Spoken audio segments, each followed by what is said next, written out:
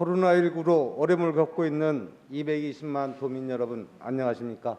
안전건설 소방위원회 이기영 의원입니다.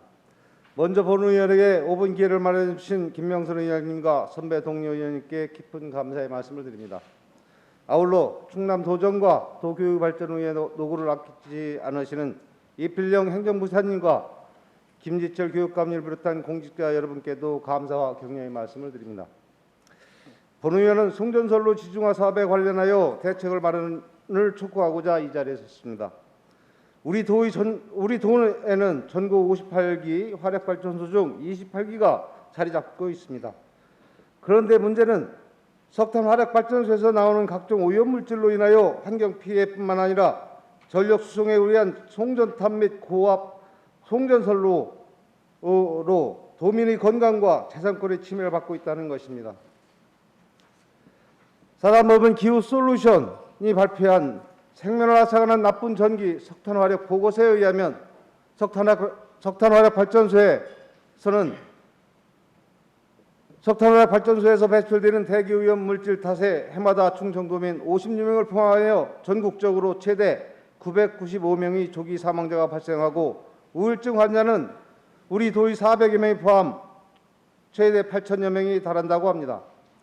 뿐만 아니라 발전소에서 발생되는 전기를 송전하기 위하여 세워진 송전탑과 고압 송전선로로 인근 주민들은 암과 백혈액 등 각종 질병의 발생의 공포와 농작물 피해, 가축의 유산 등을 통해 고통을 받고 있다는 것입니다.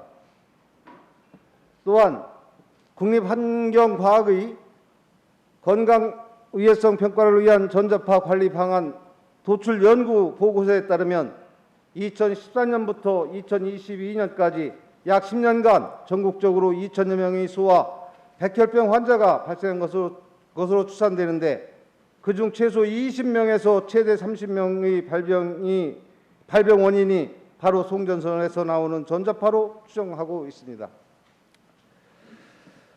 그리하여 최근 당진시 우광면 주민들은 생존권, 재산권뿐만 아니라 사교의 자연 환경을 지키기 위해 한국전력과 대립하고 있습니다.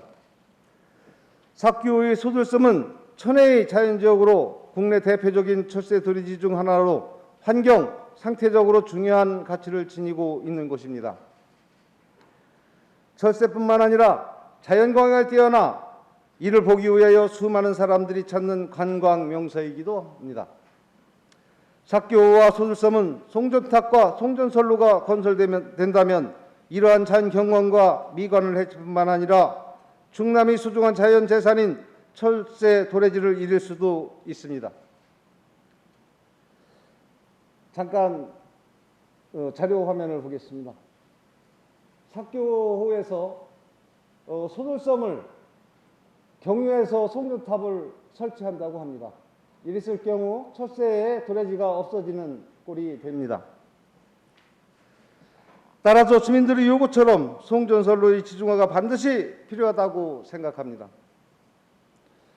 당진시는 이미 송전탑 비율이 도 전체의 11.6%에 달하며 송전선로는 13.4%로 도 내 큰 비중을 차지하고 있습니다. 그러나 지중화율은 0.73%로 73%에 불과해 충청남도 도내 평균인 1.17%에 훨씬 못 미칩니다. 이러한 상황에서 추가 송전탑과 송전선로 공사에 대한 당진시 우광면 주민들의 반대와 지중화 요구는 당연하다고 생각합니다. 주민의 건강과 재산권의 피해를 최소화하고 사교의 자연환경을 지키는 방법은 송전선로의 지중화라고 생각합니다.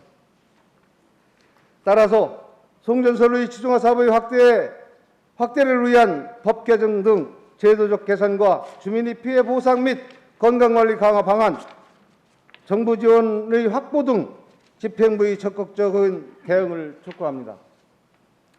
이에 대하여 행정부지사님의 관심과 대책 마련을 호소드립니다. 이상 5분 발언을 마치겠습니다. 경청해 주셔서 감사합니다.